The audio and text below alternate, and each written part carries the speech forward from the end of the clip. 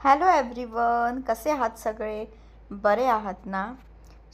मी युगाधुरी, माझ्या चॅनलवरती मी तुमचं सगळ्यांचं स्वागत करते.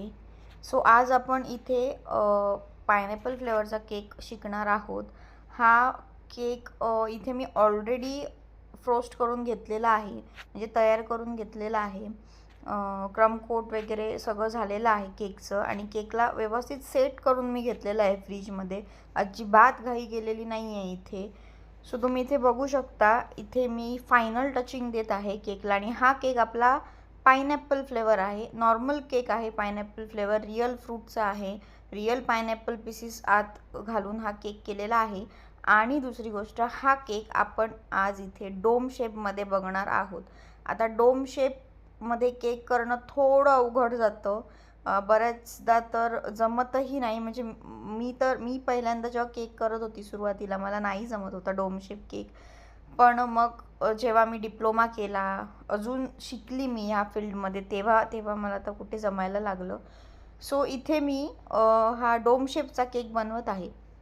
डोम शेपचा केक बनवताना आपल्याला एक्स्ट्रा क्रीम लागते. म्हणजे जेवढी क्रीम आपण नॉर्मली केकला घेतो त्यापेक्षा थोडी जास्त लागते. तुम्हाला अजून म्हणजे जास्त मोठा किंवा फिनिशिंगवाला अजून हवा असेल तर तुम्ही अजून क्रीम घेऊ शकता. पण इथे मी कमीत कमी क्रीमचा वापर करून डोम शेप केलेला आहे. म्हणजे हा केक बनवताना माझा एकच प्रयत्न होता की अर्धा किलो नॉर्मल राऊंड शेपचा केक बनवताना जेवढी मला क्रीम लागते तेवढीच क्रीम हा केक बनवायला पण मला लागली पाहिजे. इथे मी हा केक बनवत आहे, तुम्ही बघू शकता. ह्या केकमध्ये आपल्याला एक वेगळे टूल्स लागतात. टूल्स म्हणण्यापेक्षा असे प्लास्टिकचे शीट्स लागतात. हे शीट्स नॉर्मली मार्केटमध्ये मिळून जातात. ऑनलाईन बघितलात तर 120-150पर्यंत प्राईज आहे. हा पूर्ण एक सेट असतो ज्यामध्ये 3-4 प्रकारचे पातळ हे असतात, कार्ड्स असतात. त्याच्यापेक्षा पातळ थोडे मोठे शीट्स असतात जे माझ्या हातात आहेत ते. आणि डोम शेप केक करताना हे तुम्हाला लागणारच. जर नसेल तुमच्याकडे आणि तुम्हाला ट्राय करायचं असेल तर तुम्ही एक गोष्ट करू शकता की आपल्या घरी फाईल्स असतात लहान मुलांच्या, किंवा आपल्या घरी असतात नॉर्मली फाईल्स पातळवाल्या. त्या कट करून तुम्ही हा केक हे फिनिशिंग देऊ शकता. नॉर्मल केकना सुद्धा किंवा डोम शेपना सुद्धा. डोम शेपला तर हा फाईलवाला हे तुम्हाला लागणारच. तुम्ही हा जुगाड करून प्लास्टिक शीट कट करून करू शकता. काहीच प्रॉब्लेम येणार नाही. सेम असतं. इवन हे पण सेमच असतं, जे आता मी वापरते ते पण सेम आहे, काही वेगळं नाही आहे. इथे ऑलमोस्ट माझा केक आता फिनिशिंग देऊन होत आहे, तुम्ही बघू शकता. इथे खूप प्रकारच्या ह्या अशा शीट्स मिळतात. मला एक प्रॉब्लेम झाला हा केक बनवताना की वरची क्रीम फिनिशिंग देताना असा खड्डा पडला. पटकन ते टोक आतमध्ये गेलं आणि हे झालं, खड्डा पडला. ह्यावेळी पॅनिक व्हायचं नाही, कामली विचार करायचा. मी काय केलं, जिकडे ती क्रीम बाजूला गेलेली तिकडेच परत थोडीशी मी क्रीम लावली आणि फिनिशिंग द्यायचा प्रयत्न केला, आणि ते पूर्णपणे व्यवस्थित झालं. काहीच प्रॉब्लेम आला नाही मला. नेक्स्ट मी इथे जेल जे यूज केलेलं आहे, आपल्याला इथे येल्लो कलरचं जेल दिसतं. ह्या जेलला पायपिंग जेल, न्यूट्रल जेल असं म्हटलं जातं. केक जेल ही अशी नावं आहेत. इझिली बेकिंग शॉपमध्ये मिळून जातं. छोटं जर हवं असेल न्यूट्रल ग्लेज तर आपण 100वालं वगैरे पण हे मिळून जातं आपल्याला. असं नाही की मोठंच घेतलं पाहिजे. पण हे जे आहे, जे आत्ता मी इथे यूज केलेलं जेल आहे ते पण न्यूट्रल ग्लेजच आहे, पण ते फ्लेवरवालं आहे. हे पायनॅपल फ्लेवरचं न्यूट्रल ग्लेज आहे. मार्केटमध्ये प्रत्येक फ्लेवरची न्यूट्रल ग्लेज मिळतात. ती घ्यायची नसतील, त्यामध्ये इन्व्हेस्ट करायचा नसेल तर आपण नॉर्मल जे ट्रान्सपरंट न्यूट्रल ग्लेज असतं ते घेऊ शकतो, आणि त्यात कलर टाकून आपलं काम होऊन जाईल. जर आपल्याला सगळ्या कलरचे ग्लेज नाही घ्यायचे आहेत तर मग आपण हे करू शकतो. पण त्या फ्लेवरचं यूज केलं तर आय थिंक टेस्टमध्ये थोडा फरक पडतो, चांगली टेस्ट अजून येते असं मला वाटतं. दुसरी गोष्ट, इथे जो मी हा केक सोक केलेला आहे तो मी शुगर सिरपनेच केक सोक केलेला आहे. आता पायनॅपल जो फ्लेवर असतो हा थोडा स्वीट असतो, स्वीटर साईडला जातो.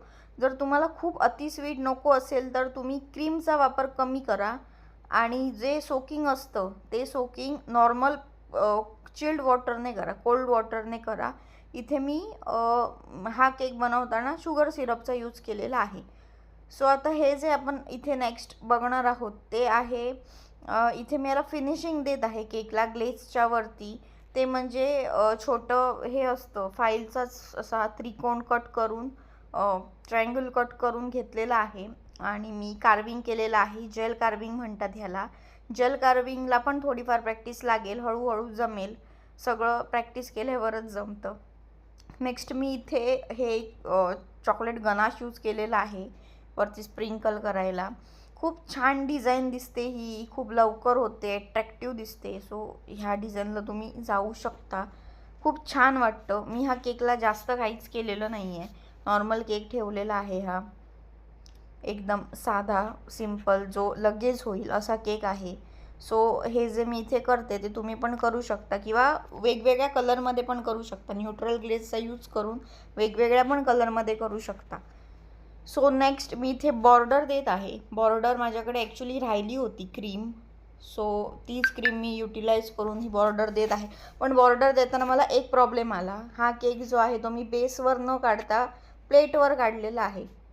ह्या मागचं कारण म्हणजे हा केक माझ्या घरीच कट होणार असता बड्डेला, म्हणून मी जास्त विचार नाही केला, प्लेटवरच काढला आणि तिथेच फिनिशिंग दिलं.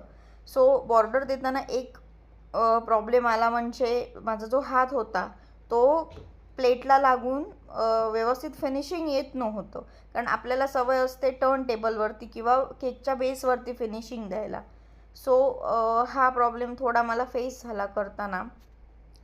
ऑल्सो हा केक घरी कट करायचा होता म्हणून मी एवढा लक्ष दिला नाही. म्हटलं ठीक आहे, घरीच कट होणार आहे त्यामुळे काही प्रॉब्लेम नाही. गार्निशिंगला पण जास्त काहीच केलेलं नाही आहे. आपली नॉर्मल चॉकलेट गार्निशिंग जी असते तीच ठेवलेली आहे, ट्रायंगल. आणि थोडं हे जे चॉकलेट गार्निशिंग आहे ते मी स्वतः बनवलेलं आहे. तुम्हाला जर शिकायचं असेल तर प्लीज कमेंट करा, मी तुम्हाला नक्की शिकवीन. सो इथे स्ट्रॉ यूज केलेला आहे अँड एक चेरी आणि थोडीशी चॉकलेट गार्निशिंग एवढंच केलेलं आहे आणि आपला केक तयार आहे. सो केक कसा झाला मला प्लीज प्लीज प्लीज सांगा, प्लीज कमेंट्स करा. जर तुम्हाला अजून शिकायचं असेल तर मला सांगा. आणि हा पुढे छोटासा एक व्हिडिओ आहे माझ्या फॅमिलीचा, माझी एंटायर फॅमिली आहे आणि ज्याचा बड्डे होता तो माझा छोटा दीर आहे, त्याच्या बड्डेला हा केक केलेला. सो केक कसा झाला मला प्लीज सांगा आणि आवडल्यास चॅनल माझं सबस्क्राईब करा, लाईक करा आणि शेअर करा. थँक्यू.